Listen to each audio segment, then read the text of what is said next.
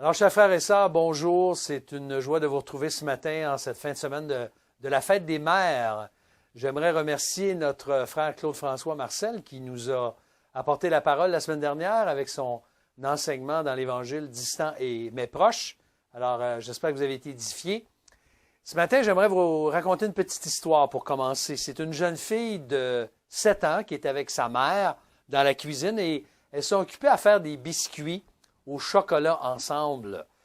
Et la mère est fière de sa fille et puis de son désir d'apprendre. Alors la petite fille, tout innocemment, lui demande, elle dit, « Maman, qu'est-ce que ça te fait d'être la mère de la meilleure petite fille au monde? » Alors savez-vous ce que sa mère lui a répondu?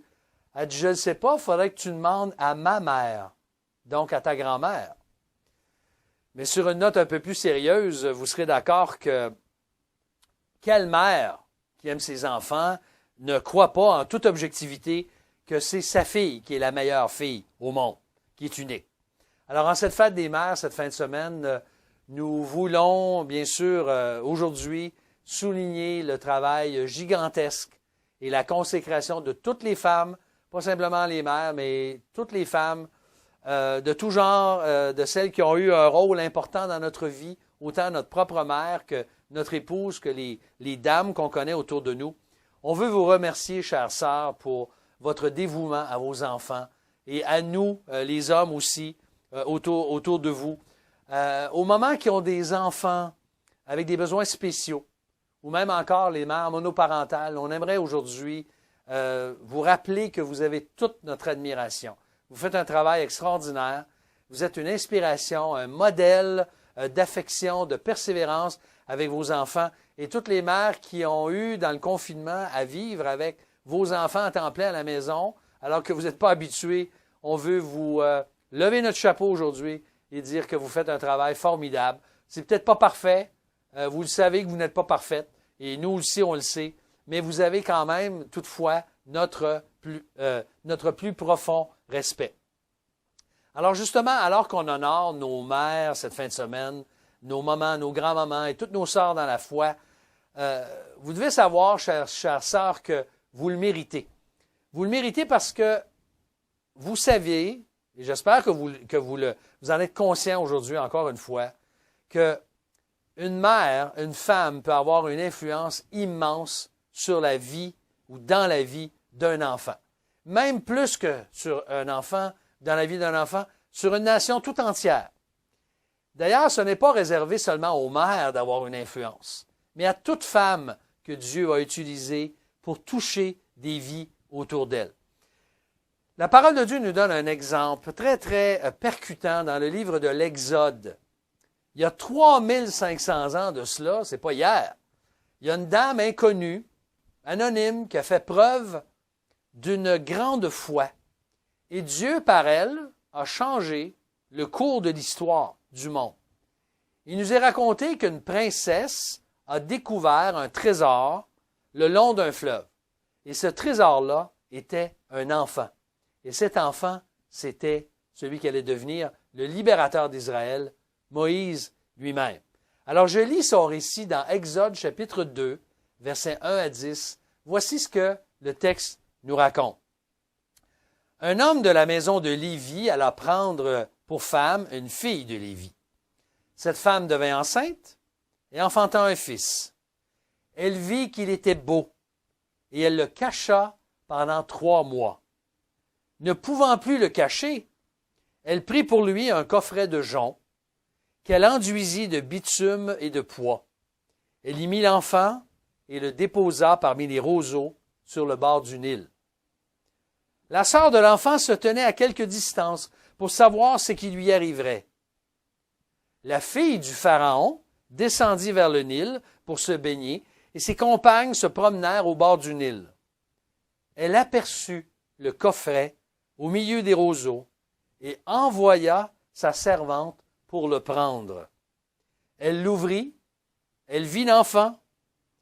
C'était un petit garçon qui pleurait. Elle en eut pitié et dit, c'est un des enfants des Hébreux. Alors, la sœur de l'enfant dit à la fille du Pharaon, Faut-il que j'aille t'appeler une nourrice parmi la femme des Hébreux, afin d'allaiter cet enfant pour ton compte? Va, lui répondit la fille du Pharaon. La jeune fille alla donc appeler la mère de l'enfant. La fille du Pharaon lui dit, emporte cet enfant et allaite-le-moi. Je te donnerai ton salaire. La femme prit l'enfant et l'allaita. Quand l'enfant eut grandi, elle l'amena à la fille du Pharaon, et celle-ci le prit pour fils. Elle lui donna le nom de Moïse, car, dit-elle, je l'ai retiré des eaux. C'est une histoire qui est très touchante, certes, qu'on connaît peut-être déjà, mais j'aimerais l'examiner avec vous aujourd'hui sous l'angle d'une mère.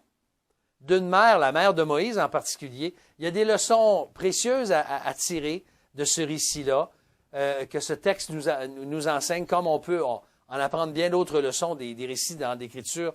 Mais le héros de l'histoire, ce n'est pas vraiment la mère de Moïse. Le héros, c'est toujours Dieu. Lorsqu'on étudie un personnage, j'aimerais vous rappeler, on doit toujours se demander qu'est-ce que Dieu est en train d'accomplir par ce personnage-là.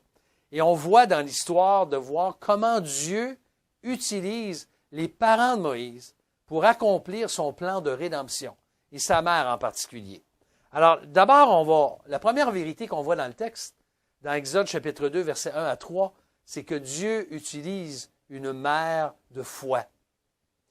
Pour bien comprendre justement le rôle qu'elle a joué, la mère de Moïse, il faut nous rappeler le contexte un peu. Le peuple d'Israël s'était multiplié dans Exode chapitre 1 alors qu'il vivait en Égypte depuis plus de 300 ans.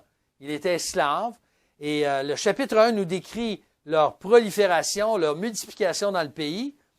Et alors, craignant que le peuple se rebelle et qu'il prenne le pays, le nouveau roi qui n'avait pas connu Joseph, eh bien, il impose une dure servitude, un esclavage extrêmement pénible sur tout le peuple. Et un asservissement de la sorte aurait dû normalement ralentir la croissance numérique du peuple. Mais savez-vous ce qui est arrivé? C'est exactement le contraire. Plus ça allait, plus l'esclavage était difficile, plus l'asservissement était pénible, plus le peuple se multipliait. Alors, pour ralentir cette croissance-là, le roi ordonne, imaginez, quelle atrocité, il ordonne que les enfants mâles qui venaient au monde soient tués et jetés dans le fleuve du Nil. Alors, des sages-femmes qui craignaient Dieu ont refusé de se soumettre à l'édit du roi, et il est dit que le Seigneur a fait prospérer leur famille. Et c'est à ce point que nous retrouvons un homme qui, jusque-là, nous était inconnu, un homme et une femme bien ordinaires. Leurs noms nous sont même donnés plus tard dans le livre, au chapitre 6. Ils s'appelaient Amram et Jochébed, pas des noms qu'on utilise beaucoup au Québec. Amram et Jochébed, ils étaient les descendants de Lévi, un des 12 fils de Jacob. Par eux, Dieu va changer le cours de l'histoire du peuple d'Israël et accomplir son plan. Dans leur désir de protéger leur fils nouveau-né, avec beaucoup de foi et de courage, sa mère le place dans un coffret de jonc, une petite arche, un panier. Elle le met sur l'eau au bord du fleuve. Il est intéressant que dans Hébreux chapitre 11, dans l'Épître aux Hébreux, un chapitre clé sur la foi, au verset 23, nous avons la confirmation que c'est leur foi qui les a conduits à agir de la sorte. Parce qu'en regardant ce texte-là, on peut se dire, quelle irresponsabilité de leur part. Ils ont abandonné leur enfant, ils l'ont mis sur le bord du fleuve, sachant pas ce qui allait arriver. Non, c'est plutôt, Hébreux 11, 23 nous dit que c'est par la foi que Moïse, à sa naissance, fut caché pendant 3 mois par ses parents, car ils virent que l'enfant était beau et ne craignirent pas l'édit du roi. Donc, les 3 premiers mois, il a été caché par ses parents, mais par la foi. Alors, ils font partie, ces parents, à Moïse, de ces héros de la foi qui nous sont donnés, qui nous sont présentés dans cette liste des héros de la foi. Hébreux chapitre 11, le verset 1 en particulier nous donne une excellente définition de ce qu'est la foi. Hébreux 11, 1 nous dit, la foi, c'est l'assurance des choses qu'on espère, la démonstration de celle qu'on ne voit pas. Alors, une foi authentique, chers amis, prend Dieu au sérieux et au mot. C'est une faculté que Dieu donne, par grâce, qu'il accorde à ses enfants. Et la véritable foi ne se laisse pas arrêter ou ne se laisse pas paralyser par la crainte. Elle avance, et c'est ce que Amram et Jochebed ont choisi de faire. Ils ont cru en Dieu, ils ont caché Moïse pendant 3 mois, et ne pouvant plus le cacher, ils l'ont déposé, la mère en particulier, l'a déposé dans un panier sur le Nil. Et quand on regarde ça avec un peu de recul, on se rend compte que s'ils l'ont fait par la foi, s'ils l'ont confié aux eaux du Nil, c'est d'abord à l'Éternel Dieu qu'ils l'ont confié. Ils ne l'ont pas abandonné, ils l'ont confié à Dieu, sachant très bien qu'ils ne pouvaient plus le cacher. Voyez-vous, ce fleuve de mort, dans le fond, allait devenir un lieu de salut pour Moïse. Ils avaient compris que ce bébé était beau aux yeux de Dieu, c'est ce qu'Hébreu nous dit, l'Épître aux Hébreux. Donc, il était précieux pour lui. Ce n'est pas tellement qu'il était beau physiquement, mais il était surtout précieux, aimé de Dieu. C'est ce qui veut dire qu'il était beau aux yeux de Dieu. Et ils savaient très bien, les parents, que s'ils le gardaient plus longtemps, ils ne pourraient éviter que tôt ou tard, qu'est-ce qui allait arriver? Il allait être découvert et mis à mort par les soldats égyptiens. Et nous qui connaissons la suite des événements, nous savons qu'il n'aurait jamais pu lui donner l'éducation spirituelle dans sa tendre enfance et toutes les valeurs qui allaient le préparer à la tâche que Dieu allait lui confier beaucoup plus tard. Alors qu'à 40 ans, il va faire un essai, ça ne fonctionnera pas, puis c'est à 80 ans que Dieu va l'appeler pour venir justement sortir le peuple de l'esclavage de l'Égypte. En fait, quand on y pense, les parents de Moïse, et sa mère en particulier, ils ont été des gens bien ordinaires qui ont placé leur confiance en un Dieu qui fait des choses hors de l'ordinaire, des choses extraordinaires. Quand on lui abandonne notre avenir inconnu et la destinée de ceux et celles qui nous sont chers et pour lesquels nous n'avons pas de contrôle. Mettez-vous à la place de cette mère-là. Elle n'avait pas de contrôle, elle ne savait pas ce qui allait se produire, mais par la foi, elle l'a fait. Et cet abandon, par la foi, allait devenir le moyen par lequel Dieu aura toute la liberté pour agir et changer littéralement le cours de l'histoire et susciter un homme, un libérateur pour le peuple d'Israël. Alors c'est déjà très frappant. Et ça nous conduit à la deuxième dimension de l'influence que sa mère a eue, parce qu'on regarde ça sous l'angle de l'influence de sa mère. Si Dieu utilise une mère de foi, eh bien, elle aurait été aussi un témoin de l'intervention de Dieu dans la suite des événements. Parce qu'elle ne savait pas ce qui allait arriver. Elle l'a déposé par la foi. Qu'est-ce qui allait arriver?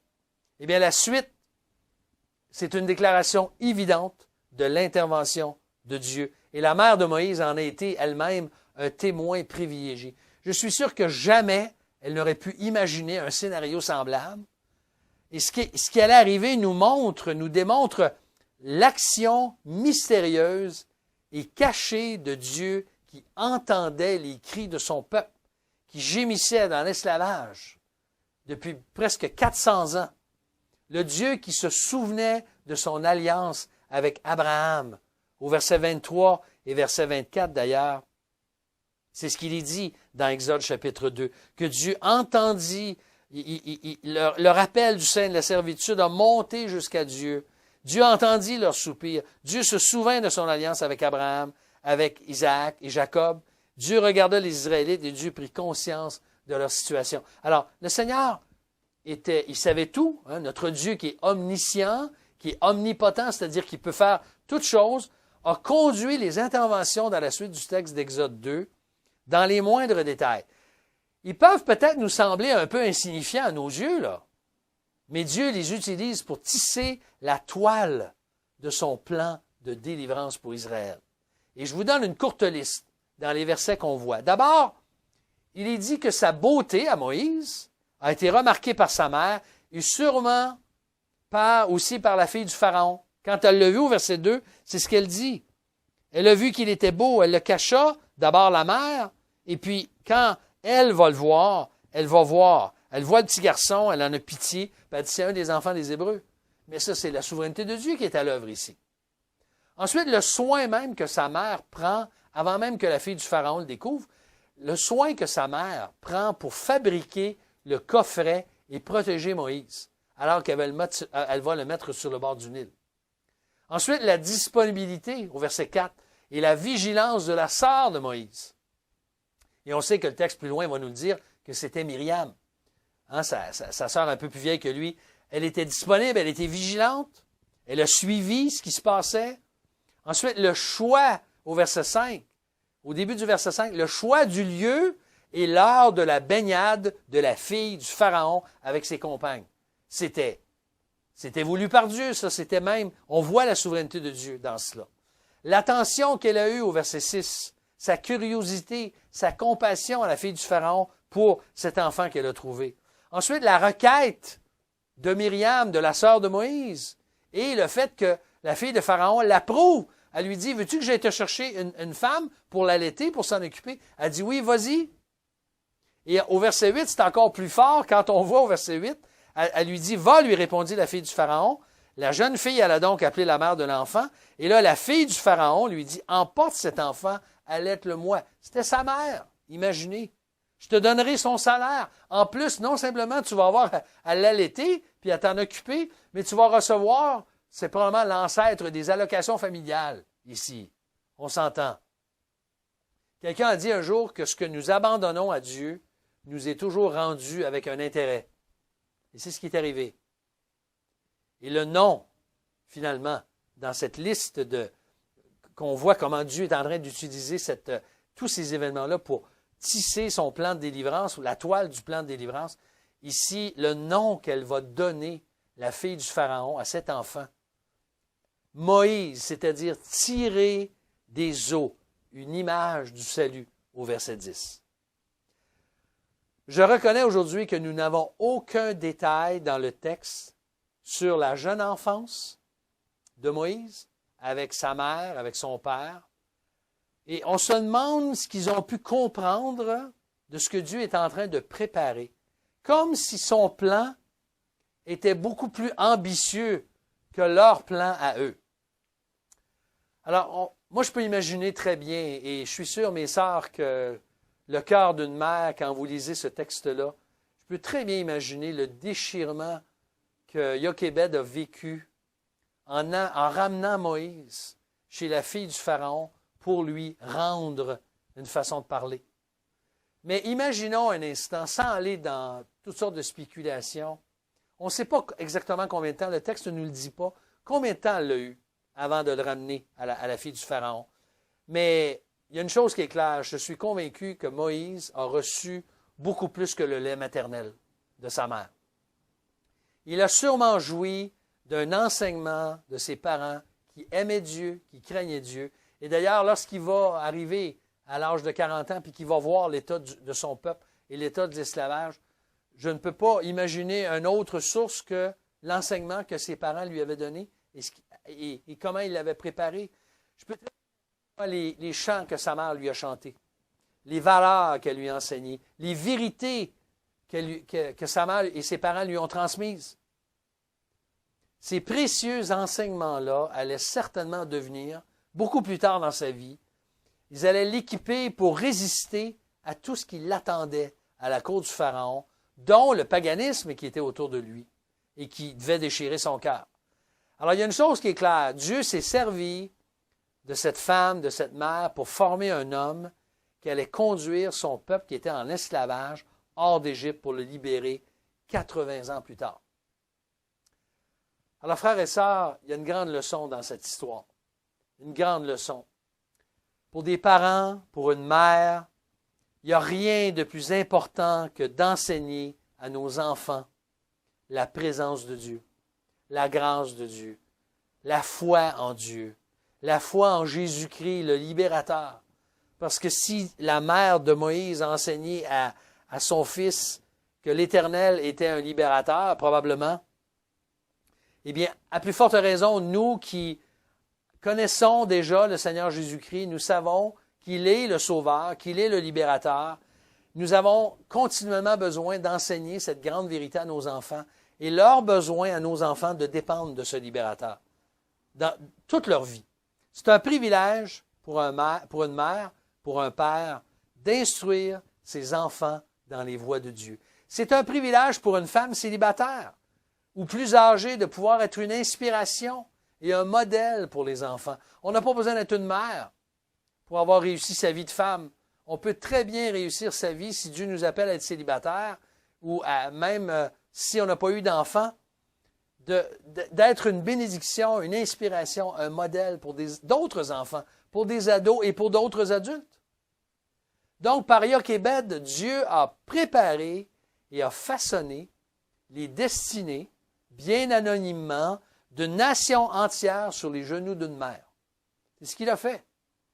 Il y a un dicton qui dit, vous l'avez peut-être déjà entendu, « La main qui berce dirige le monde. » La main qui berce, un enfant, dirige le monde. Donc, ne sous-estime pas l'influence que tu peux exercer dans la vie et la destinée d'un enfant.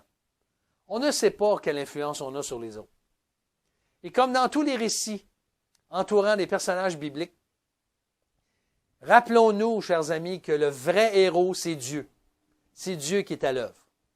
Sa grâce était à l'œuvre dans son projet de libération de son peuple, en suscitant Moïse. Il a dirigé tous les événements et il est encore à l'œuvre aujourd'hui. Même dans une pandémie, même dans tout ce qui peut nous arriver, Dieu est à l'œuvre pour accomplir son plan en Jésus-Christ, pour bâtir son Église, pour libérer les gens de leur esclavage, de les sortir de cet esclavage dans lequel ils sont, dans lequel ils ne connaissent pas le Seigneur, ils n'ont pas encore la joie. Dieu a pourvu à un libérateur il y a 2000 ans. Et ce libérateur, il est pour toi, si tu ne le connais pas encore. Il est venu mourir sur la croix, prendre ta place, et il t'offre le salut, la libération, la réconciliation avec Dieu, la vie éternelle, le pardon de tes péchés, si tu es prêt à placer ta foi en lui et lui dire, Seigneur, prends ma vie. Je veux te suivre, je veux que tu sois mon sauveur, je veux que tu prennes le volant de ma vie. Est-ce que tu l'as fait, ça? Est-ce que tu as pris cette décision? Est-ce que tu peux dire, oui, Jésus est vraiment mon libérateur? Si tu ne l'as pas encore fait, je t'invite à venir à lui. Simplement par une prière où tu dis, Seigneur Jésus, je reconnais que tu es mort sur la croix. Prends-moi, je veux te recevoir dans ma vie comme mon sauveur et mon Seigneur, mon libérateur. Alors, dans ces temps incertains aujourd'hui, chers amis, je veux vous encourager, je nous encourage, je m'encourage en même temps à me rappeler que c'est sur lui seul que nous devons compter pour l'avenir de nos enfants, l'avenir de nos jeunes, l'avenir de tous ceux et celles qui nous entourent. Notre propre avenir dépend de Dieu. Alors, si tu n'as pas encore placé, je répète, ta foi en lui pour ta délivrance, pour le salut, pour le pardon de tes fautes, il t'attend. Dieu est le Dieu souverain qui intervient dans l'histoire et qui se sert de nous, bien anonymement souvent, pour le faire. Alors, comme le psalmiste ce matin, on peut dire aujourd'hui, « Mais moi, je me confie en toi », le psaume 31, versets 15 et 16, « Moi, je me confie en toi, ô Éternel, je dis, tu es mon Dieu, mes destinées sont dans ta main. » Nous allons prier. Notre Dieu, notre Père, on veut te remercier aujourd'hui pour le fait que oui, je peux te dire, mon Dieu, je me confie en toi, ô Éternel. Je dis, tu es mon Dieu, mes destinées sont dans ta main. Seigneur, tu connais exactement ce que chacun de nous pouvons vivre aujourd'hui. Nos incertitudes face à l'avenir, nos angoisses, nos inquiétudes, nos questionnements de toutes sortes pour notre avenir, pour l'avenir de notre pays, pour l'avenir de notre monde en ce moment, pour l'avenir de nos enfants, de nos jeunes, de tous ceux qui nous entourent, de nos aînés. Seigneur, nous voulons tous les placer et nous placer à tes pieds et te faire confiance. Te dire, Seigneur, je te loue, je te remercie aujourd'hui que tu es mon libérateur, mon sauveur. Utilise-moi là où je suis, avec ce que j'ai, avec les dons, les talents, les choses même les plus simples que tu m'as données. Seigneur, je veux les mettre à ton service. Je veux te suivre, je veux t'aimer. Je veux être ton outil aujourd'hui. Prends-moi, Seigneur, que ta grâce m'accompagne et accompagne tous ceux que je place à tes pieds aujourd'hui. Merci Seigneur pour ta grâce, en Jésus-Christ ton Fils. Amen.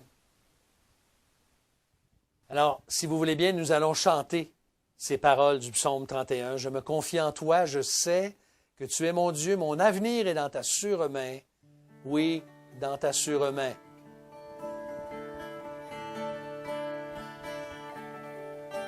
Je me confie en toi.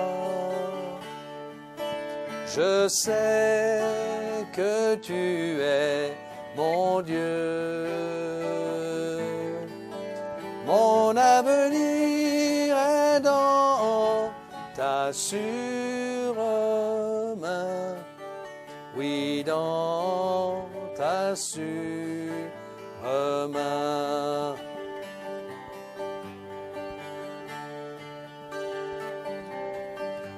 Je te bénis, Seigneur. Tu es mon puissant Sauveur. Oui, ton amour pour moi durera toujours. Pour moi durera toujours. Je reprends, je te bénis. Je te bénis, Seigneur. Tu es mon puissant Sauveur. Oui, ton amour pour moi durera toujours. Pour moi durera toujours.